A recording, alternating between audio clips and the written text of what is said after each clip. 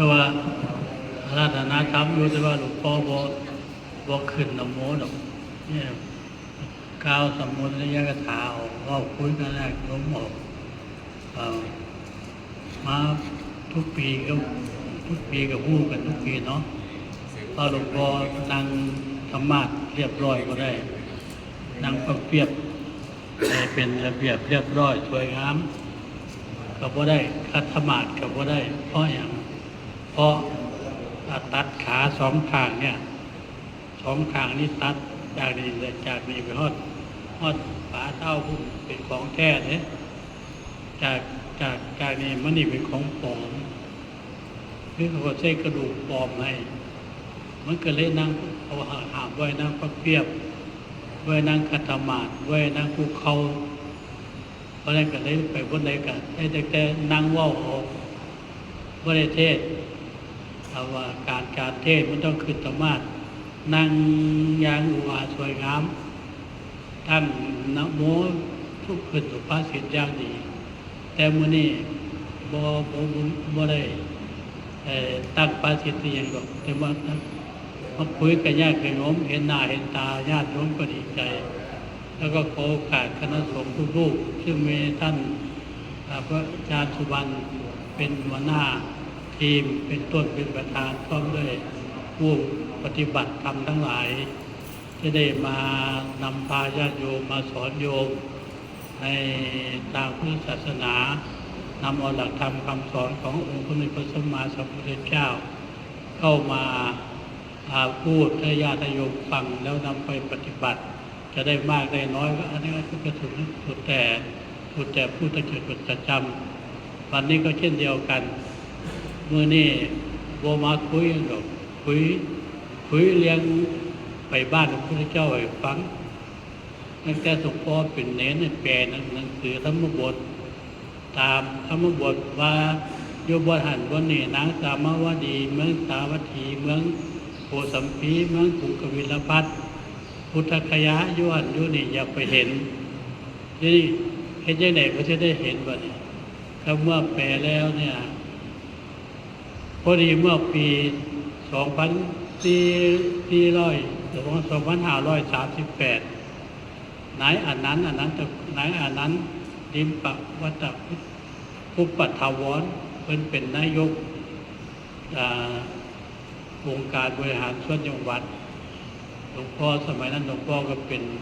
ร้องผู้ว่าร้องเจ้าจังหวัดก็คือร้องผู้ว่ากันมาละร้องเจ้าจังหวัดก็ได้ปรึกษากันว่าหลวงพ่อผมมีโครงการหนึ่งอยากจะให้พระไปทัศนศึกษาดูงานที่เรื่องจริงไปดูบ้านเพิ่นนี่คือประเทศอินเดียเอาฮู้ว่าพระพุทธเจ้าอยู่ประเทศอินเดียบ้านเมืองเพิ่นเจ้าเป็นจังไดอยู่ได้กินได้แม่นแท้บ่พระพุทธเจ้าเกิดอยู่อินเดียแท้บ่แม่นแท้บ่มีหลักวิฐานบ่อย่างบ่เนี่ยก็ได้ปรึกษาหารือกันเพิ่นก็เลยจัดงบประมาณให้3 ล้านปีแรก3 ล้านเอาเจ้าคณะจังหวัดร้องจังหวัดเจ้าคณะอำเภอร้องอำเภอเลขาไปวันแรกไปเห็นแล้วเนี่ยดีใจซึ้งใจดีใจเพราะว่าไปเห็นบ้านเกิดของพ่อยกของคำสอนขององค์พระเดชพระสัมมาสัมพุทธเจ้าที่พระองค์ได้สอนไว้เนี่ยเป็นจริงทุกอย่างสถานที่เป็นจริงวันต่างๆก็จริงแม้แต่แม่น้ำต่างๆเนี่ยจะเป็นของจริงบนระดับเป็นของจริงเห็นแล้วก็ดีใจชื่นใจโดยเฉพาะอย่างยิ่งที่พุทธคยาเนี่ยพุทธคยาต้นศรีมหาโพธิ์เนี่ยคนไปกราบไปไหว้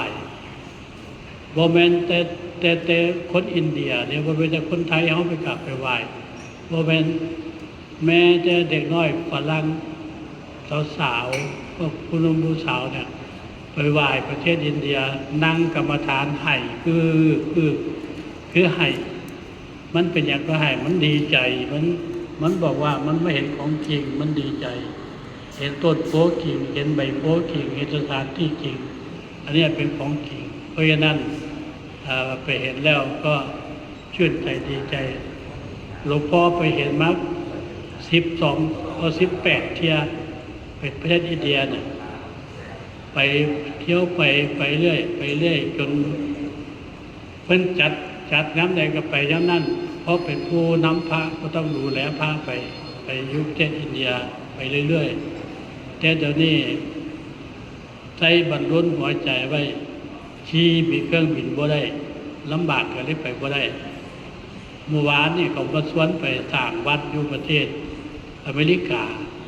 อยู่รัฐอะไรอย่างก็จำบ่ได้หลานสาวว่าหนุ่มวิธีอยู่20กว่าให้หลวงพ่อนี่เป็นพระสร้างวัดแน่โอ้ยหลวงพ่อไปบ่ไหวหรอกขี่เครื่องบินบ่ไหว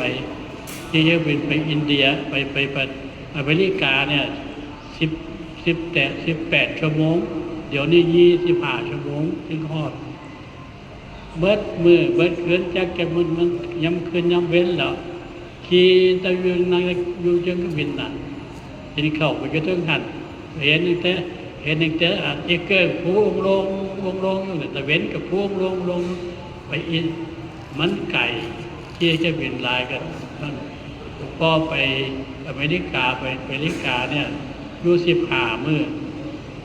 ไปกินของผิดไปกินขึ้นช่ายเนี่ยมันเป็นพิษกระบุนหลวงพ่อพิษล้มขึ้นช่ายเนี่ยเขา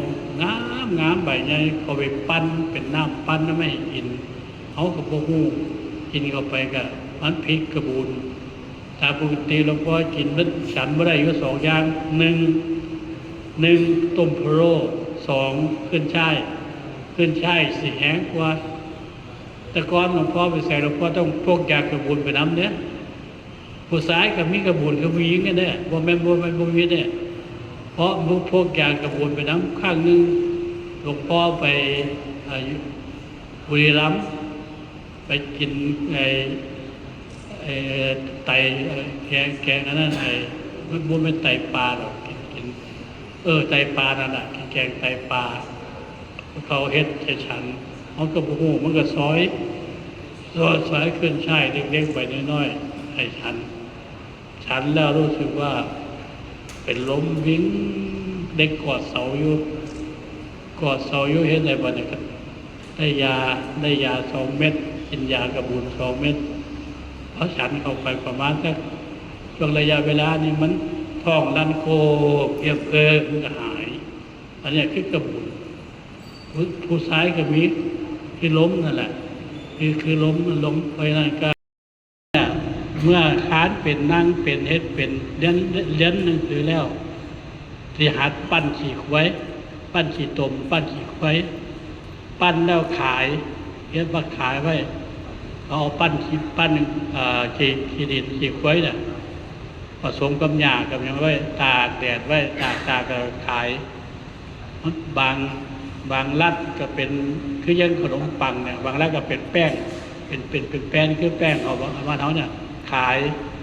ได้ดังนั้นเท่าใดก็เก็บรวบรวมไว้เก็บไว้ถ้าแต่งงานถ้าพ่อแม่กับซอยแต่งงานมันแต่งเป็นโบมันแต่งหน่อยๆได้เป็นหมื่นเป็นแสนด้วยกันล่ะเป็นหมื่นเป็นแสนพอแต่งงานแล้วก็ผู้หญิงตอนแรกผู้การแต่งงานเนี่ยผู้บ่าวเนี่ยจะขี้ม้าขาวเด้ใส่กระโจมขี้ม้าขาวผู้บ่าวแขกน่ะขี้ตักเขาก็มีดนตรีของเขาแต่งปีแต่งงานเรียบร้อยพอแต่งงานเสร็จเรียบร้อยแล้วเนี่ยผู้ชายมีหน้าที่อย่างมีหน้าที่เป็นทาสหาเงินให้ผู้หญิงใช้หาเลี้ยงเมียหาผู้ชายที่ขายของขายยังขายผักขายมีขายแขกว่ามีผู้หญิงนั่งขายได้มีผู้หญิงทำงานอยู่รัฐเดียวคือรัฐพิหารเป็นรัฐที่ยากจนรัฐนี่เป็นรัฐที่เขาให้ผู้หญิงให้งานได้นอกนั้นผู้หญิงให้งานไม่ได้เป็นแต่ผู้ชายอย่างเดียวผู้ชายต้องหาเงินอย่างเดียวนั่งขายผักขายอย่างมียามเช้ายามมื้อแลงหลวงพ่อขี่รถไปยามมื้อแลงอยู่อะไรกับปูเนี่ยคนมันหลายเนาะเพราะมันเป็น เป็นนั่นล้านเนาะเขาก็นั่งขายของขายผักนะมีแต่ผู้ชายผู้เฒ่านั่งขายผักนะวิผู้หญิงเนี่ยขี่รถไปน้ำตาน้ำนี่เนี่ยย้ำนั่นนี่จะบ่เห็นสิบ่เห็นผู้หญิงมานั่งขายของมีแต่ผู้หญิงแต่ผู้ชายนั่งขายของเพราะนั้นอันนี้คือผู้หญิงแต่งผู้ชายแต่งแล้วผู้ชายไปเป็นทาสหาผู้หญิงอันนี้เป็นประเพณีของแขกเพราะฉะนั้นถามว่าพระพุทธเจ้ามีแท้บ่มียืนยันได้ว่ามีตัวมีตนมีสถานที่วันยังที่จะแสดงปฐมเทศนาก็เห็นก็เป็นรูปเป็นยูเห็นยูที่ปฏินิพพานวันเผาศพพระพุทธเจ้าก็ยังปรากฏอยู่วันพระพุทธเจ้านอนตายก็ยังปรากฏอยู่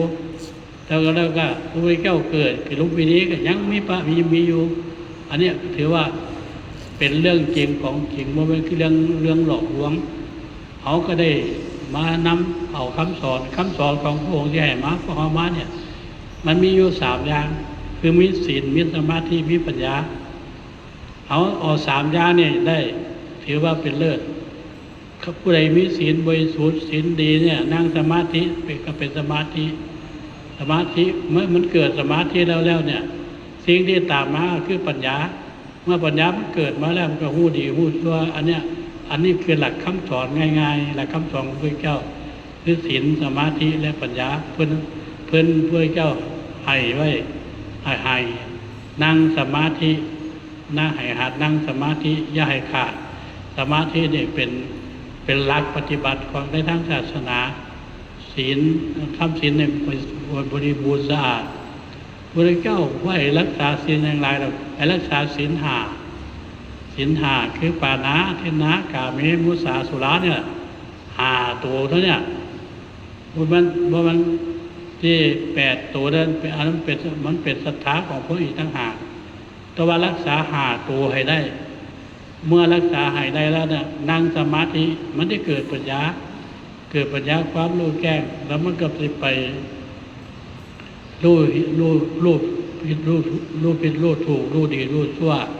อันเนี้ยคือคำสอนขององค์สมเด็จพระสัมมาสัมพุทธเจ้าเขาศึกษาในการในคัมภีร์เนี่ยบ่ต่างไปจากศีลสมาธิปัญญาหลวงพ่ออาจารย์เพิ่นมาว่าฟังเพิ่นเอานิทานมาประกอบในอย่างนี้เป็นพระสูตรนั่นมันเป็นพระสูตรมาประกอบพระพุทธเจ้าแต่งพระสูตรไว้บ่อยดังคนบ่เข้าใจก็เอานิทานคือพระสูตรมันเล่าไปในฟังคนชอบนิทานฟังนิทานเรานิทานฟังนิทานให้เข้าใจแล้วก็บรรลุธรรมได้เพราะฉะนั้นอันนี้ก็ถือว่าเป็นคำสอนขององค์สมเด็จพระสัมมาสัมพุทธเจ้าเพราะฉะนั้นวันนี้หลวงพ่อบ่ได้ว่าอย่างมาพบปะคือว่าถือว่ามาพบปะโยมพ่อโยมแม่พ่อใหญ่แม่ใหญ่ก็แล้วกันพบปะคณะสงฆ์คือมีเวลาก็มาพ่อกันเยี่ยมยามถามข้าวกันมีจริงอ่านพันละน้อยมาว่าเรากันฟังได้ฟังนิดนึงก็ยังดีจำไว้ลูกกับหลานฟังถามต้องจำให้แม่นว่าถ้าก็ถามว่าพระพุทธเจ้ามีแท้บ่มีผู้ใดเป็นคนยืนยันว่าหลวงพ่อจังหวัดว่าจะเป็นคนยืนยันเพิ่นไปเบิ่งมาแล้วเบิ่งบอนเกิดแล้วเบิ่งบอนตายแล้วเบิ่งบอนปฐมเทศนาแล้วบ่อน้ำที่พระพุทธเจ้าอาบก็ยังมีอยู่ได้ซึ่งมื้อน่ะบ่อน้ำบ่อน้ำเขาแขกมันขายขวดละ5 รูปีเพราะนั้นมันตักให้แล้วมันก็ขายมันให้เอาแล้วเอาขายมันนี่บ่อน้ำมันยังมีอยู่ปัจจุบันยังปรากฏอยู่เพราะนั้นก็ขอนำสิ่งอ่างพละน้อยมาเล่าให้พ่อแม่พี่น้องฟังก็ถือว่าเป็นการสมควรเจเวลาก็ขออนุโมทนาบุญกับพ่อกับแม่โยมพ่อโยมแม่พี่น้องตลอดทั้งคณะสงฆ์ทุกรูปจะได้พาญาติโยมปฏิบัติเพื่อศาสนาของเขาได้สืบทอดต่อไปถึงพันพรรษาขณะนี้ก็มีอยู่ในช่วงมันในช่วงมันปลายพรรษาอยู่กลางๆกับวิเหตุเพศภัยมาเบียดอยู่บ้างกันไม่พากันแก้ไขกันไปเพราะนั้นก็ขอฝาก เอาไว้ฝากลูกฝากหลานไว้ว่า เรื่องภัยต่างๆที่มันตามมาอีกเรื่องหนึ่งที่มันร้ายแรงกับครอบครัวกับพี่กับน้องเขาก็คือยาเสพติดฟังข่าวโทรทัศน์ทุกเมื่อมิตรแม่มิตรลูกข่าแม่ลูกข่าพ่อหลานข่ายายข่าตาข่ายายอันนี้เป็นเรื่องสิ่งเสพติดเป็นอันตรายก็ขอให้พ่อแม่พี่น้องได้จดจำไว้แล้วนำไปสอนลูกสอนหลานถ้าสอนไม่ได้ก็ส่งให้ไปบำบัดส่งให้เจ้านายไปบำบัดเพื่อจะได้เกิดความสุขความเจริญเกิดความอบรมเย็นเป็นสุขในครอบครัวในหมู่บ้านของเขา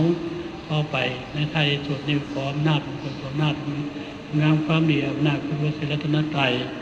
จงเป็นบุญญาเขตปกป้องคุ้มครองให้คณะสงฆ์ทุกรูปและพี่น้องทุกคนมีแต่ความสุขความเจริญได้แก่ตัวทุกคนใช้ทั้งที่ประกาศเพื่อยุวนาสุขภาระปฏิภาณคณะสารสมบัติตรงพระทุกประการทุกท่านทุกคน